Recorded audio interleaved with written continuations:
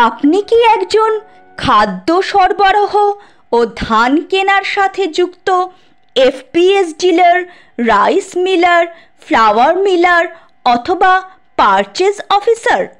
তবে পশ্চিমবঙ্গ সরকারের খাদ্য ও সরবরাহ বিভাগ 2 সেপ্টেম্বর 2024 থেকে আপনাদের জন্য চালু করল একটি নতুন পরিষেবা, হেল্প ডেস্ক অর্থাৎ সহায়তা কেন্দ্র। আপনারা এখানে ফোন করে অথবা হোয়াটসঅ্যাপ কিংবা ইমেলের মাধ্যমে যোগাযোগ করে আপনাদের কাজের সঙ্গে সম্পর্কিত যে কোনো বিষয়ে বিশদে জানতে পারেন।